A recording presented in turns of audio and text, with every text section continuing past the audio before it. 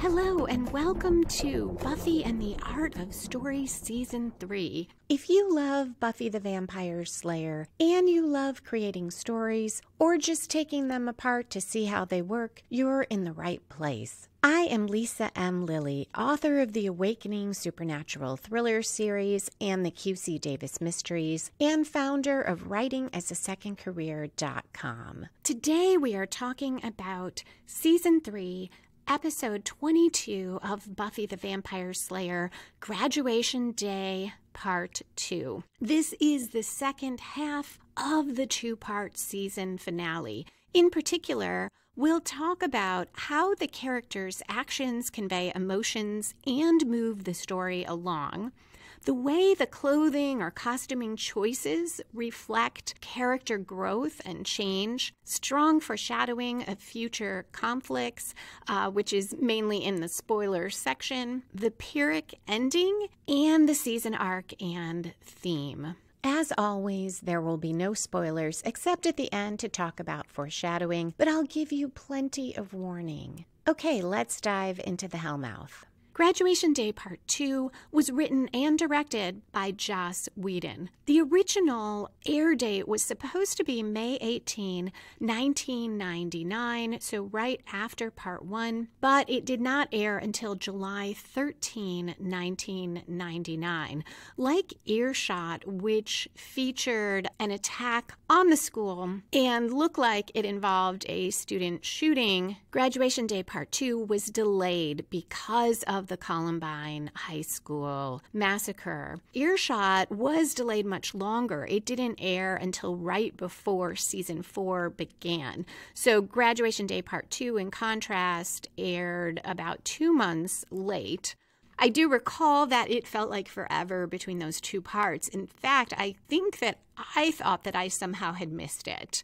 Because as I've mentioned, Channel 9, which it was on, sometimes preempted Buffy for other things, and I wasn't always able to keep track of when the preempted episode would air. So I think I just thought I missed it somehow. So we start with an opening conflict. Now, that is what comes at the beginning of a story to draw our reader or viewer in. In a sense, we don't need it here because this is the second half of the two-part episode, but you almost can't avoid having it because this is also the midpoint of the two-episode story arc. So what we saw at the end of the previous episode, Buffy and Faith in this fight to the death. Buffy believes at this point that she has killed Faith, and we pick up immediately after that.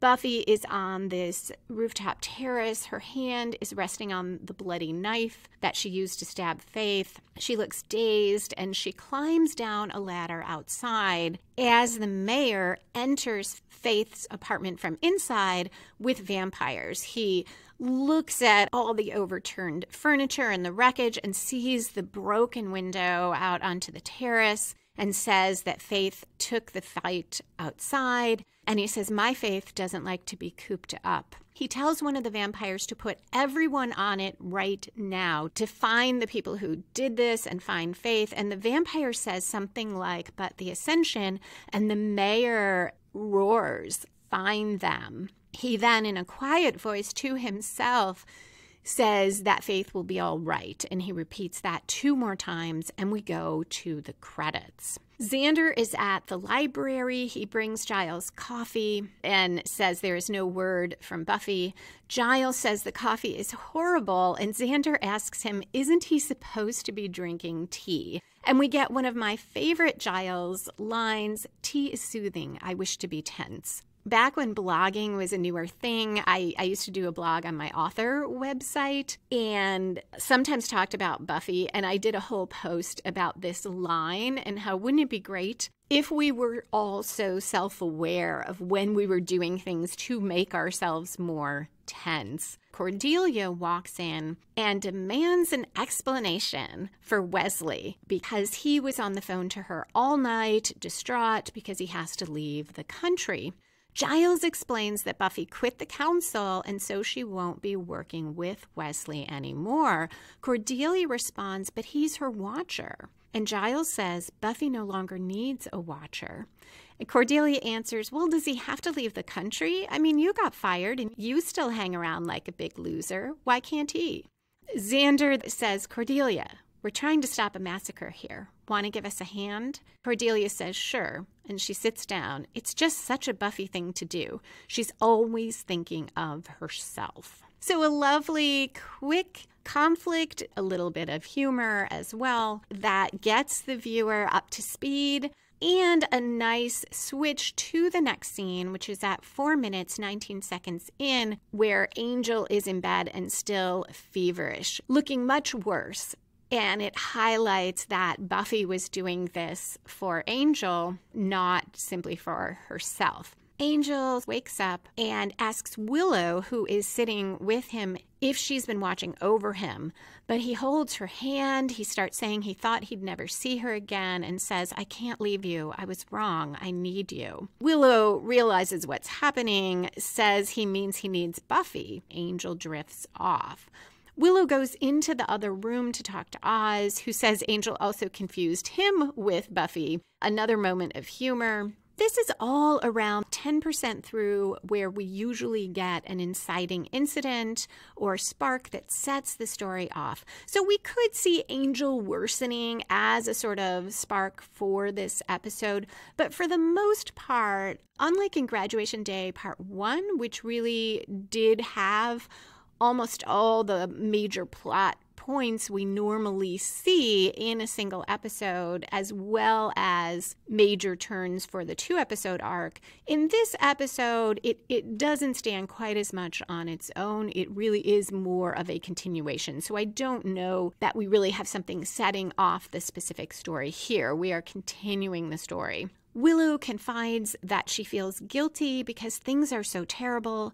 Everything's coming apart, but in some way it's the best night of her life, a reference back to the previous episode where she and Oz made love for the first time.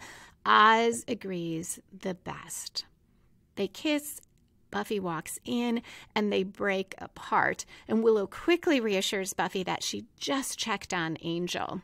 Her manner of speaking and body language underscoring Willow feeling guilty about being so happy about everything with Oz.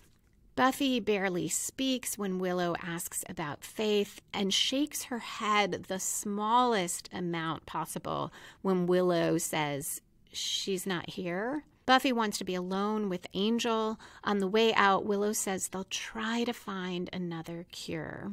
At about 7 minutes, 7 seconds in, Angel awakens when Buffy sits on the bed. He knows it's her right away and says he didn't want to go without seeing her. But she says she can cure him, and she helps him sit up. Buffy says, you're gonna live. You have to live. She takes off her jacket, that leather jacket, and says, drink me. I found this taking off of the jacket symbolic because remember in the last episode she dressed much more similarly than usual to Faith. She wore red leather pants, a black tank top, a black jacket, and Faith commented on that, all dressed up in Big Sister's clothes. Also a reference when Buffy said she was willing to kill Faith. And at first, as I went through the episode, I thought I was reading too much into it, but we'll see throughout the way the clothing changes and costuming reflect the story and character moments here. Buffy tells Angel it's the only way it'll save him, and he argues that it will kill her. And he manages to stand. He is sweating. He is bare-chested, which at first I thought, oh, of course, any reason to show Angel bare-chested. But it also sets the tone for the scene itself. Buffy tells him it won't kill her, maybe if he doesn't drink it all, and explains that the blood of a Slayer is the only cure. And Angel says, Faith. Buffy responds, I tried. I killed her. And Angel says, then it's over. So this is the first time it was clear to me that Buffy did believe she had killed Faith, that Faith was dead. Angel staggers into the other room in front of the fire, and Buffy says, it is never over. I won't let you die.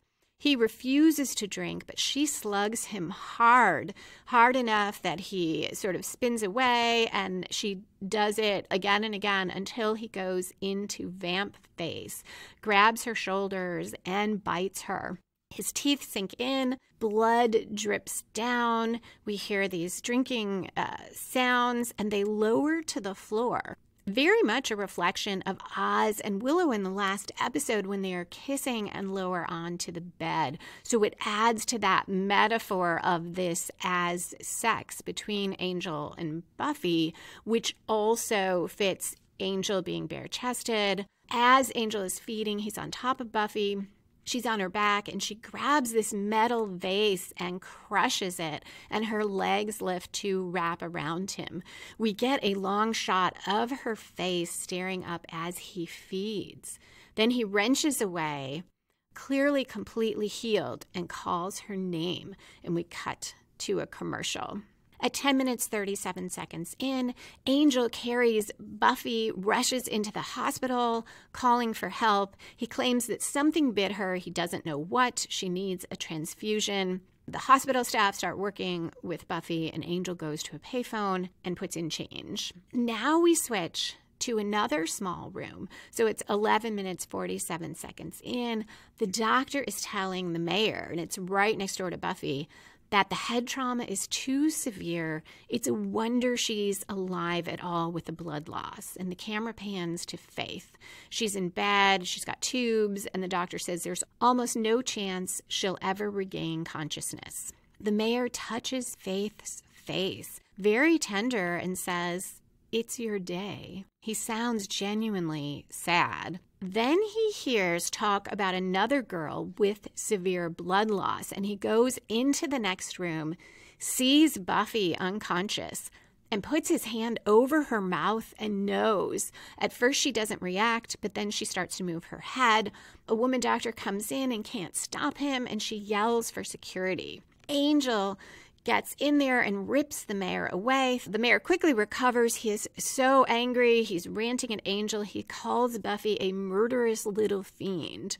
And he says to Angel, "Misery loves company, young man, and I'm looking to share that with you and your whore." Angel throws him across the room. The mayor now sort of turns on a dime and gets up and laughs and says, "Well, looks like somebody's been eating his spinach," grasping that Angel drained Buffy to save himself.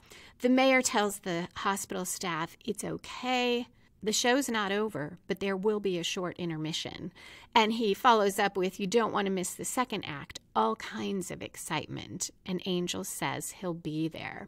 So the mayor very much himself in this episode, but amped up. The menace is greater, and then the humor, that quick change, and also his immediate grasp of what happened, how Angel was cured, and the way he taunts Angel with it. This is a real study in how villains are heroes in their own story. The mayor calls Buffy a murderous little fiend as an insult, but he loves Faith for being a murderous little fiend. Faith not only kills the people he tells her to, sometimes she kills people just to make things simpler for him or to get money for herself, like with the box of Gavrock, when she killed the demon who brought it instead of paying him. In that instance, the mayor lauds Faith for taking initiative. But there is a key difference, because for the mayor, it is all about what side you are on. Faith is on his side. So it's not about what actions you take, what motivates them, what's right or what's wrong. It's, are you in his corner or not? And for Buffy and Giles, for the most part, it is about protecting people and doing what's right, which ramps up the issue about Buffy trying to kill and believing she killed Faith. This is such a big step toward that dark side. I see it as still slightly different because there is still that aspect of her doing it in response to Faith's action of poisoning Angel, all the same, as I talked about last time, it doesn't really fit with Buffy, who has until now taken so seriously the line between killing vampires and demons and killing a human. And we saw that in her face after she stabbed Faith, that it hit her what she had done. I don't think I talked about this aspect of part one, that part one had its own climax, the Faith-Buffy fight, and in a climax, our opposing forces clash one last time, and the hero either wins, loses, or has what's called a pyrrhic victory, a win at an incredible cost. And here, had Buffy succeeded in killing Faith to bring him to Angel, it would have been a pyrrhic victory. It would have been at the cost of Buffy's own moral center. And I took a look at where this term came from. According to Wikipedia, a pyrrhic victory is named after King Pyrrhus, whose army suffered irreplaceable casualties in defeating the Romans in 280 BC and another battle in 279 BC.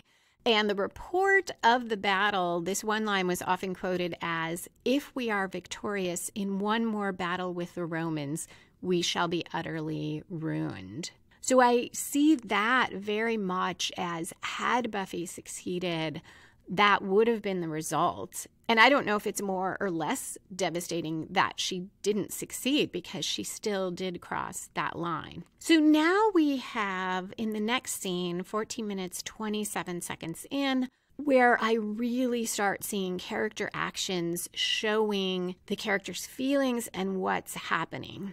Giles, Xander, Willow, and Oz burst through the doors to the hallway where Angel is waiting. And just the way they rush in, we know how panicked they are. Angel stands, which tells our friends so much, because not only is Angel there, it's not like he staggered there or crawled there. He can stand, and he says Buffy's going to be okay. And Oz says, "Well, you seem all right too." Willow is confused about Buffy. She asks if Faith did this, but Angel tells them Faith's out of the picture. Buffy put her in a coma. And Xander says, and Angel responds, "Buffy cured me." And he is looking down, can't look Xander in the face, and he says, "Made me," and trails off, and Giles says, "You fed off her." Angel now does meet Giles' eyes when he says yes, but otherwise, this is the very definition of someone shifty-eyed. He is looking down, he's looking off to the side, he can't meet anyone's gaze. Giles asks him how much. Angel doesn't say, but he does say Buffy will be okay. And Giles takes this very short inhale, and his expression, it doesn't look angry exactly, but it's like he doesn't have room for any other thought than whether Buffy is okay. Willow asks if Buffy will be a vampire, and he says no, Buffy didn't feed off him. And Xander responds, "Well, it's just good to know that when the chips are down and things look grim, you'll feed off the girl who loves you to save your own ass." Angel's jaw moves as if he is about to speak, but he doesn't. He can't. And Giles tells Angel he better go. They will watch over Buffy. And when Angel wants to stay, Giles says the sun will be up soon. And now he does look angry, though it is in a very understated sort of Giles way. After Angel leaves, Xander says, "Gosh, I'm going to miss him when he leaves town." And they all go into Buffy's room. We switch to Buffy walking through Faith's apartment. So we're 15 minutes, 43 seconds in, and the sun is coming through the window. There are boxes everywhere, presumably with Faith's things in them, as if she is moving, and a cat meows and walks across the bed. Buffy says, "Who's going to look after him?" And Faith is there too, and she responds, "It's a she, and aren't these things supposed to take care of themselves?" So here is more costuming choices that are setting a tone. Buffy is now wearing sweats. She's not wearing leather. And Faith, too. She's not in one of her more typical sort of Faith outfits. There's no black. There's no leather. She's wearing a striped tank top, not quite like that Buffy-like sort of dress that the mayor got for her, but somewhere in between. And I feel like these clothes convey that they are both in a comfortable space. They are not fighting. They seem relaxed. In response to Faith's comments about these things taking care of themselves, Buffy refers to a higher power, and Faith says she's pretty sure that's not what she meant. Buffy says there is something she, Buffy, is supposed to be doing. And Faith responds, oh yeah, miles to go. Little Miss Muffet counting down from 730. And Buffy responds, great, riddles. Faith says, sorry, it's my head, a lot of new stuff. As Buffy looks down, for just an instant, she sees Faith's knife in her hand, and then it's gone.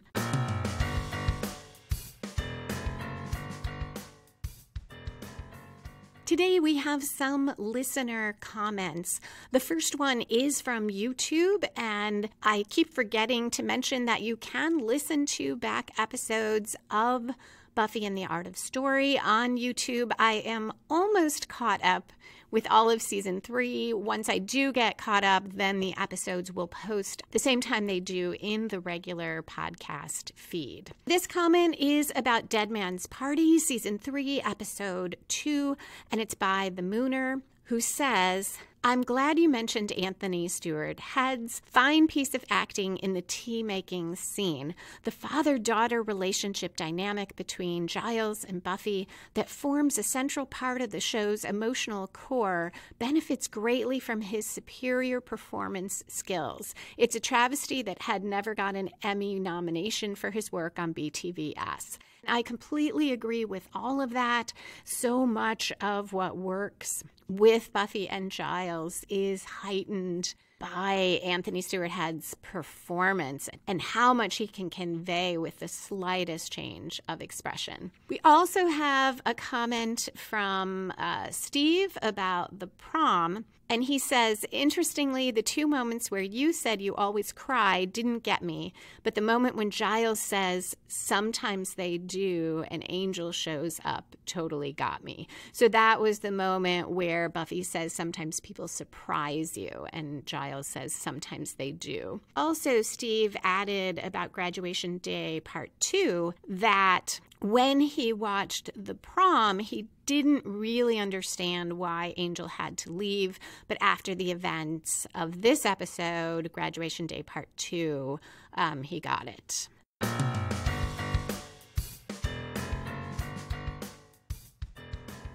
Faith asks if Buffy wants to know the deal and says it's human weakness and it never goes away, even his. And Buffy asks, is this your mind or mine? And Faith laughs and says, beats me. They're face to face. Buffy asks how Faith will fit all this stuff, and Faith tells Buffy it's yours. When Buffy says she can't use all of it, Faith says, just take what you need. You ready? She puts her hand on Buffy's face, and Buffy wakes up. As with many dream sequences in Buffy, this moves the story. As we'll find out, it is key to Buffy figuring out how to deal with the mayor. And it also takes Buffy through a certain amount of healing here in how she feels about Faith. Buffy gets out of bed. She has a bandage between her neck and her shoulder where Angel bit her. She's in her hospital gown. So very vulnerable. Her whole look, the gown shows her vulnerability. She goes into the next room and she sees Faith lying there, of course, also in a hospital gown. She has tubes into her nose. She's bruised all over, so even more vulnerable than Buffy. And Buffy kisses Faith's forehead. The next scene is in the hall, 18 and a half minutes in, and Buffy is now dressed. She has her red leather pants on again and a black tank top, but no leather jacket. When Giles asks if she's all right, she says, "I'm ready." And Willow says, "Ready for what?" And Buffy responds, "War." This reminds me of Prophecy Girl, the season 1 finale, where Buffy died and came back stronger and more determined. Here, while she didn't die, she came very close and has come back seeming more determined, more resolute, and sharper and more focused. Now, a difference is in season 1, Buffy also had a certain lightness and irreverence to her on her return and said she felt better. And here we don't get that, which I think reflects how much of a greater struggle Buffy has faced over the last season and the previous season, and the fact that the villains have become more complicated. The Master was just the bad guy. Then the next season we had Angel with all that complexity, and now the Mayor, but Faith adds in those layers where it is not simple. Buffy does not see Faith, for the most part, as simply being evil. We switch to the library. Buffy is sitting on a chair facing the others, and we come in on her saying, "That's the plan. Is it crazy?" She now wears a long-sleeve dark sweater. It's fairly close-fitting, so it's not her former Faith look. It's not leather, but it is dark, which is unlike Buffy generally. And Wesley says of the plan, "Well, crazy is such a strong word." And Giles says, "Let's not rule it out, though." Cordelia doesn't think there could be a crazier plan until Oz says, "We attack the Mayor with hummus." And she says, "I stand corrected." But Cordelia says, crazy or not, it's the only plan, and it's Buffy's, and she's Slay Gal. Little Miss likes to fight. So I see this whole scene as in our 2-story arc, the final major plot turn, which we generally see 3/4 through. It grows out of the midpoint and spins the story in yet another new direction. And here that direction is to follow Buffy's plan. We don't know what it is yet, but that will be what takes up the last part of the episode and the last quarter of the 2-episode arc. I really like that Cordelia is the one who backs Buffy up first. They've had such an interesting relationship, initially looking like they'll be friends, then Cordelia turning on Buffy in a way, a certain amount of jealousy between them, or at least maybe rivalry is a better word, because they are so much foils for one another. So I love that Cordelia is the one to be the first to say, hey, yes, we should do this. And this does arise from the midpoint defeat where Buffy tried to kill Faith, a human being, and failed. So it was defeats on 2 counts, the fact that she was willing to do it and that she failed. Buffy tells them they all need to be on board with the plan, and especially Xander. He's key. He is thrilled to be key guy, and she asks if he remembers his military training, and he says rocket launcher, a reference back to the episode with the judge. And Buffy says that won't get it done. It took a volcano last time. Giles is concerned because it depends on Buffy being able to control the Mayor. Buffy says Faith told her to play on his human weakness, and Willow asks, was that before or after you put her in a coma? Buffy says after. Willow says, oh, and looks very confused. When Giles asks what that weakness is, Buffy points out that she did all this planning and she's not quite feeling her best. So they all brainstorm, and Angel says the Mayor's afraid of germs. Cordelia says, great, we'll chase him with a container of Ebola, or it doesn't have to have Ebola in it. They can just label it Ebola and chase him with it. And they all stare at her. And then Angel says, Faith, and tells them that the Mayor was grieving and he was seriously crazed, and not just in a homicidal, I want to be a demon way. That's his weakness. At 23 minutes in, Buffy says, Faith, she can work with that. Wesley enters and says there's not a lot of time, and Xander says, hey, it's Mr. States the Obvious. Buffy tells Wesley the council is not welcome here. She is not taking orders. But Wesley assures her he is not there for the council. He just wants to help. Buffy accepts and says there are chores for everyone. The music, very ominous and serious, weaves through this scene and the next, which is at the mayor's office. So as Buffy instructs her allies on what to do, the mayor is telling his vampires their jobs, and he tells them the transformation will start when he finishes his speech. One of the vamps says, but it'll be daytime, worried that they won't be able to help, but the mayor is not concerned about that. And we switch back to Buffy. Wesley reads a prophecy that says darkness will follow the day, and they figure out it's an eclipse. An idea that I borrowed, using an eclipse for a transformational moment in one of my awakening books in the first book.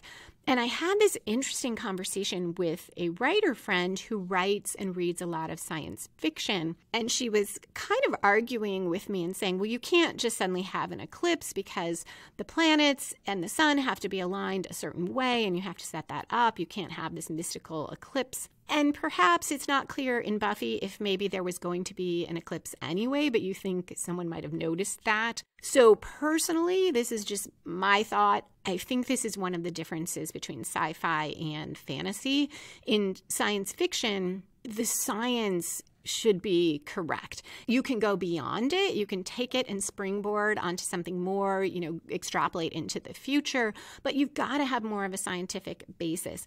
And in fantasy, it has to be grounded in the story. You have to follow the rules of your story and your larger universe, but you don't have to follow our universe's rules on science. You don't have to be grounded in science. That's probably a really simplistic take on it, but I do think that is part of why Buffy, while it sometimes has sci-fi elements, is primarily fantasy and horror, not sci-fi.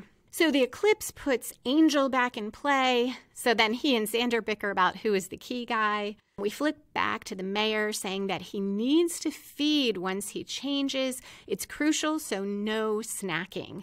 A nice moment of minor conflict that explains why the vampires in the climax don't just swarm in and kill all the humans. So a nice example of how to deal with a viewer's or reader's questions or objections beforehand and quickly explain something so that in the climax, viewers aren't distracted by thinking, well, why are all those vampires just kind of standing around back there waiting for things to happen? Buffy asks Oz and Willow about the volcano plans. Xander is getting materials. Giles will set it up, and he says it's strangely fitting in a grotesque fashion. All throughout this scene are wonderful story questions. We get all these volcano references, but we don't know what that means. We don't know what materials they are talking about. And Giles' comment doesn't make any sense right here. So these are hints that keep us engaged and hanging and wondering throughout the story. And they have the effect of making the episode engaging to watch a second time and a third time, and if you're me, a dozen times, because there is always something more to pick up and to see. Buffy leaves the library. There's something that she needs to go and get. And we switch back to the mayor, who says, remember, this is to be fast and brutal. But he also tells them to watch the swearing. So throughout, we have so much of the mayor being true to character. He is a three-dimensional villain, and down to when he ascends, he still cares about things like not swearing too much. We then get quick shots of Xander talking to Harmony and Willow to Percy. Pulling them aside, we don't see what exactly they talk about. Then we're in the library. Cordelia is putting books in boxes. And the first time I watched, and probably a few times after, it didn't really hit me Why are they putting books in boxes? Because it's more of a setting for the scene between her and Wesley, who is doing the same thing across from her, so that you almost miss that they are doing something to prepare for this final confrontation. Wesley says Cordelia's name, tells her when this is over, if they prevail, he'll be going back to England. They turn, they face each other, they move closer as they talk. Wesley says there's no place for him here, no reason to stay. So much chemistry and tension here, sexual tension, as Cordelia kind of echoes his words. And then they finally kiss. And it is so awkward. You can see they can't figure out where to put their arms. They both try to turn their heads at the same time. When they break apart briefly, Cordelia kind of turns her head, wipes her mouth, and they try again. And if anything, it's more awkward. They both step apart, sigh, take breaths. Cordelia says, "Good luck in England." Wesley responds, "Yes, thank you. I'll drop you a line sometime." And she says, "That'd be neat." And they turn away and go back to the books. Another great example, we have had this slow burn of Cordelia and Wesley, and then through the characters' body language alone, that is resolved. They finally come together, they kiss, and there is nothing there. What an amazing way to wrap this up. And it gives us humor as well. A short break from the seriousness of the episode. So I just think this is fantastic. At 26 minutes 34 seconds in, Oz, Larry, and Jonathan are unloading heavy bags from Oz's van. It's hard to see what those bags are. I like this use of Larry and Jonathan, who we know from previous seasons. A good thing to do in a finale to draw in characters that the viewers might be longing for another scene with. Oz and Willow now are alone in the van with the doors shut. He reassures her it'll work, and Willow says, "Are you sure?" Oz says, "I sound pretty sure, don't I?" They kiss, and Willow asks, "How long till graduation?" And Oz says, "A little while," and they kiss again. And we cut to Buffy. She walks in as Angel is putting weapons on a desk in a smaller room off of the library. This is another reflection of Willow and Oz. Willow and Oz have made love for the first time, and they continue to be in this wonderful space as a couple where Angel and Buffy's metaphorical sex underscored the danger to them, the danger Angel poses, not just because he might hurt Buffy, but also because of what Buffy was willing to do to save him. This also reflects season 2, another reference to the judge, because in that episode, I'm pretty sure it was this same room that Buffy opened up the rocket launcher and was looking at it. It was on this same table. And there, Jenny Calendar came in and offered to help.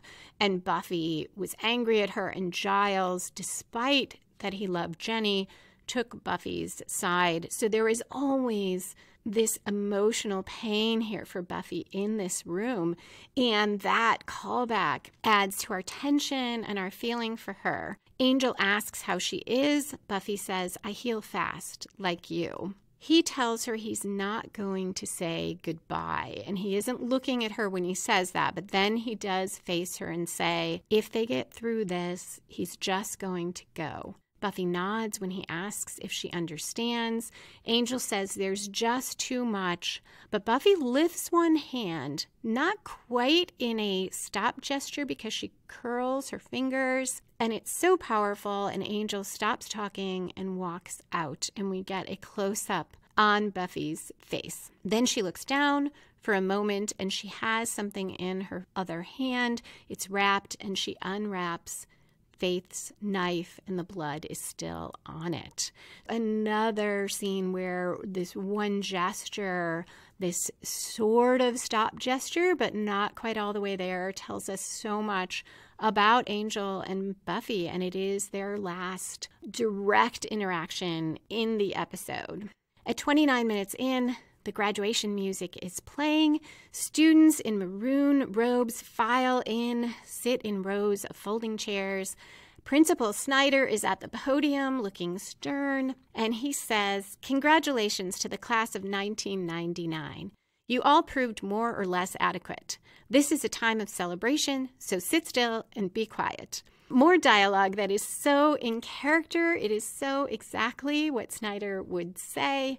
And it also foreshadows him taking this same attitude with the mayor after the mayor ascends. Snyder introduces Mayor Richard Wilkins III, using the full name, which I think sets up and reminds us so we know why later Buffy calls the mayor Dick. And Willow runs in a bit late. The mayor begins his speech. He's talking about how this is the centennial, the 100th anniversary of the founding of Sunnydale, which he recognizes doesn't mean much to the students. Today is something much more important. They graduate high school. All the pain, the work, the excitement are finally over. And Buffy quietly to Willow says, "Oh my God, he's going to do the entire speech."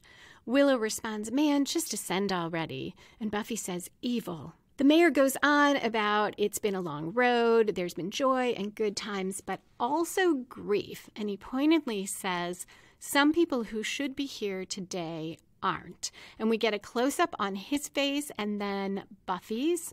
And he says, "But we are." And he goes on about what a journey is and how at the end you're not the same. Today is about change. He refers to ascending to a higher level, and he is standing under the class of 1999 banner as he says, "Nothing will ever be the same. Nothing." The eclipse begins. The mayor grimaces, bends over in pain, groaning, but he keeps trying to give parts of his speech in between. Principal Snyder looks very confused, and the mayor says, "It's a little sooner than I expected. I had this whole section on civic pride, but I guess we'll just skip to the big finish." And he's gritting his teeth as he gets these words out. He morphs into this giant snake demon, and even now, it is not too bad looking considering the different technology back then. The students all stand and the camera pans the crowd. So I have to take something back. The last episode, I said that the parents were not there for graduation, but they actually are. They are seated in the back and they start running. And the vampires are coming up the steps, slowly blocking the way.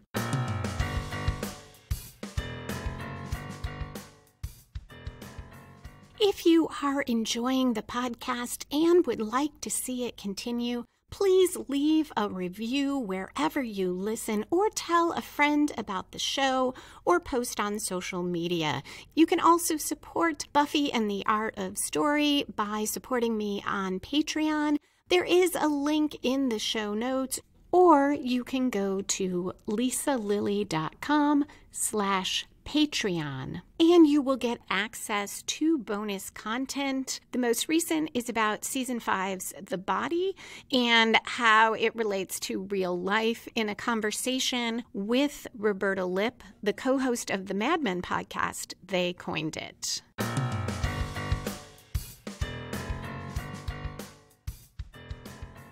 I feel like the parents running that action is another metaphor for the town. We recently discovered in the prom that the students do have some awareness of what is happening. They have recognized Buffy in her role, but this tells us that the parents, whether they understand the terrible things that happen or not, their reaction is to run away. So the teenagers are there with Buffy. They're going to fight and make a stand, and the adults are going to be nowhere to be seen almost. This is also practical because given the nature of Buffy as a show, the story is not about the adults. It is about the high schoolers primarily, and we really wouldn't want to spend time with, oh, how do you deal with all these parents? What do they do at this point?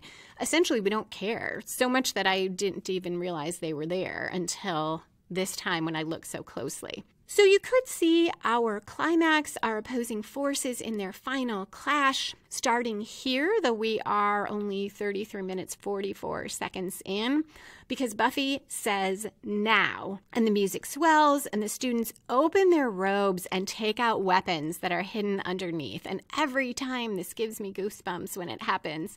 Xander directs the first wave, and they fire these flame units, and some of them have axes and crossbows, and the principal says this is simply unacceptable. Very similar to the demon Balthazar's lines earlier in the season. I'm not sure if that is purposeful or not. Oz and Xander direct some of the students to shoot flaming arrows at the vampires, killing some of them. It's very chaotic. The vampires are advancing. Buffy says, fall back. The students and the vamps face off. Angel begins fighting. Wesley is knocked down in this wonderful scene when the students swarm down the steps and the vampires come toward them. Others are still shooting flames at the mayor. And Snyder tells the mayor, this is not orderly. It's not disciplined.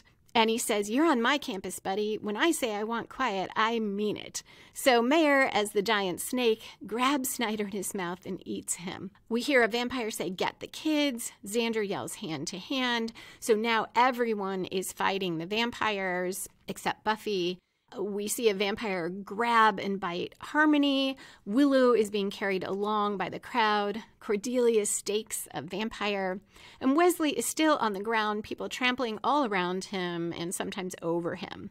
If this isn't already the climax, now it is being set off in earnest, because Buffy says to the giant snake demon, remember this? And she holds up that knife. I took it from Faith. Stuck it in her gut, just slid in her like she was butter. You want to get it back from me, Dick? And she runs, and she is able to get through passageways that the mayor can't because he's so large.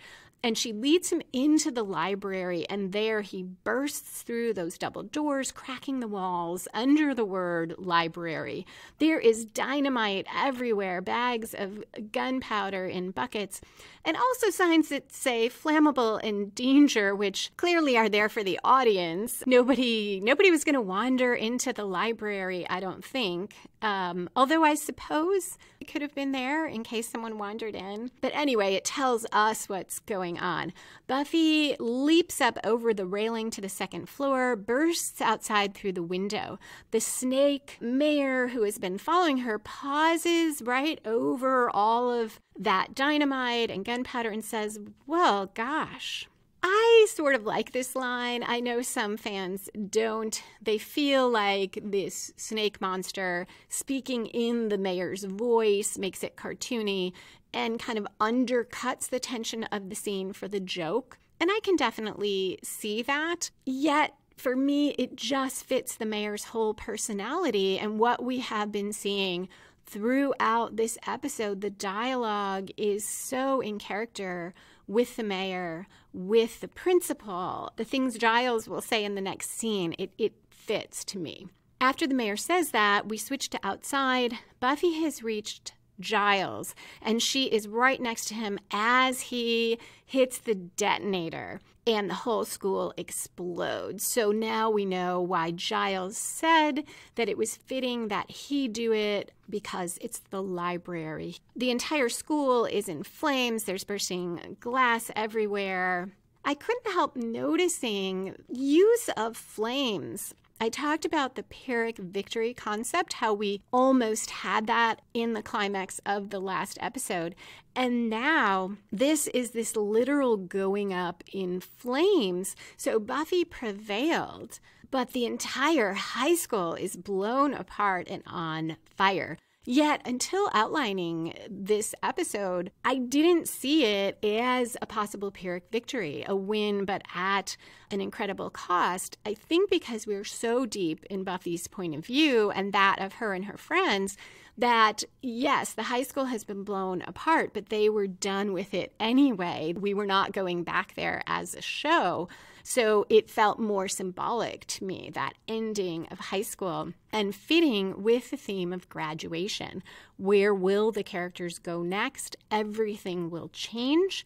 The show itself will change because this high school has been so much the setting for the scenes, and this is a way for the show to say to the viewers, we're done. This is it. You cannot go back. So now we get to the falling action part of our 2-episode arc. This is where we tie up loose ends, resolve subplots. We see a few of the characters looking on as the school is exploding. Wesley is being taken away on a stretcher, and he's asking if he could get something for the pain. It's quite a lot of pain, actually. Buffy and Xander walk through the fire trucks and flashing lights, and Buffy keeps looking around through the crowd. Another action. We know what she is doing, and so does Xander. And Xander says he made it through the fight. I guess maybe he took off after. Xander walks away. Giles finds Buffy and asks if she's all right. She says she's tired and continues, I haven't processed everything yet. My brain isn't really functioning on the higher levels. It's pretty much fire bad, tree pretty.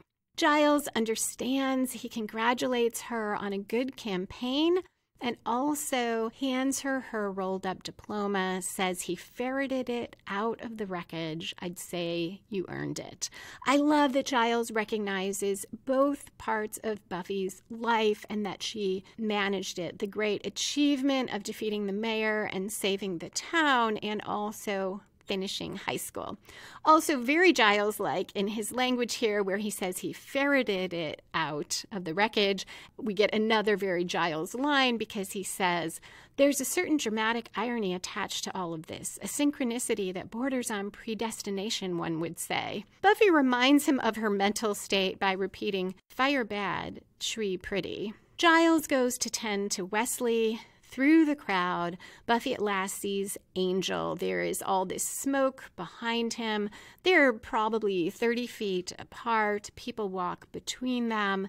They look at each other, and then he steps back, turns around, walks into the smoke, and fades into it as Buffy watches. So very Angel, very dramatic, and perfect because there's been so much drama between them. So many conversations. It is that much stronger that we have no dialogue here, that this final farewell is purely actions. This scene shifts. There are fire trucks passing by again, and we see Cordelia, Willow, Oz, Xander, and Buffy, a couple of them sitting on a bench, the others standing and dealing with the fallout here. And Cordelia says, well, that was the most fun you could have without having any fun. Willow asks if Buffy's okay. Buffy says she is, but I could use a little sleep, though. If someone could just wake me when it's time to go to college, that'd be great. Oz says they should take a moment to deal with that they survived. Not the battle, high school. This has to be a reference. I looked it up. The show Ally McBeal ran from 1997 to 2002, and one of the few characters who was in the entire run was John Cage, and one of his big sayings was, I'm going to take a moment. So Oz says this, and they all are quiet, and Oz says, we're taking a moment. Then Willow stands, and the others start to, and Oz says, and we're done. And they all walk away together. The camera pans down to a tattered and singed flyer that says, Sunnydale High, 99, the future is ours.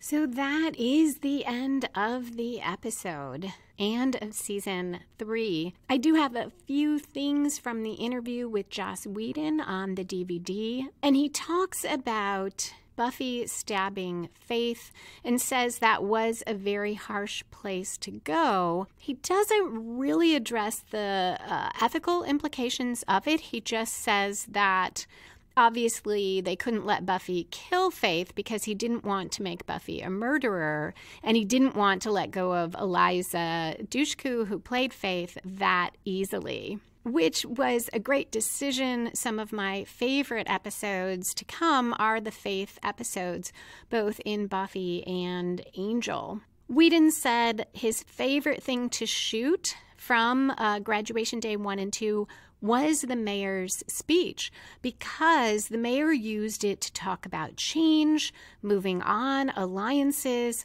all of it so much of what the show is about, and here we have the villain saying it.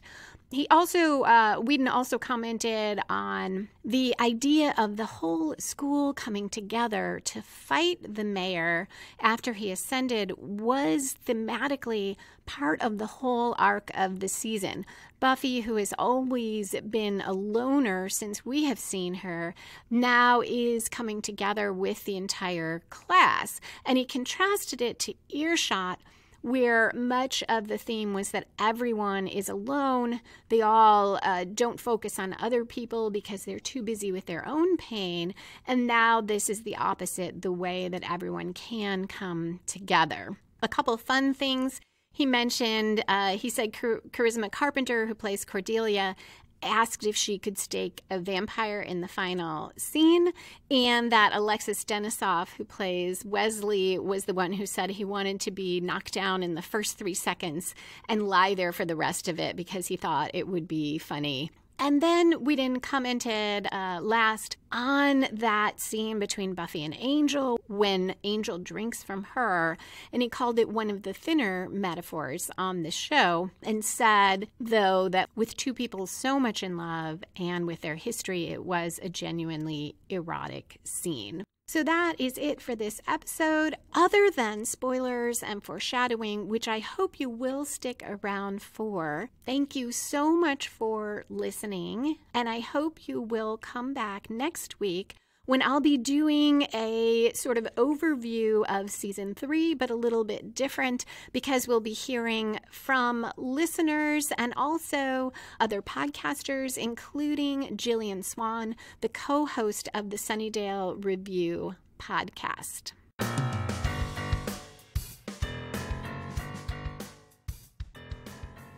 And we are back for foreshadowing and spoilers. First off, this is going to have some Angel spoilers as well. I love that Cordelia gets to stake a vampire.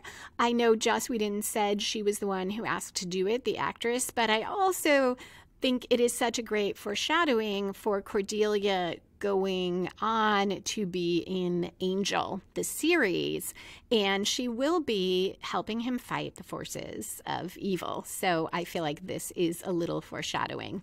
Another Cordelia moment, her line to Giles, I mean, you got fired and you still hang around like a big loser.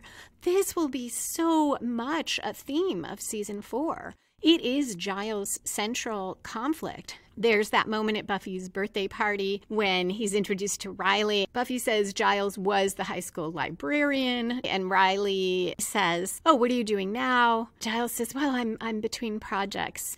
It's really difficult for Giles. He wants to be there for Buffy, but not only does he not have a job, she is growing up, and throughout season 4, we'll see that he feels like she doesn't need him anymore. And in the beginning of season 5, he almost leaves. He is about to leave. And of course, we'll revisit that in season 6 after Buffy's death. Faith's line in the dream, "Oh yeah, miles to go.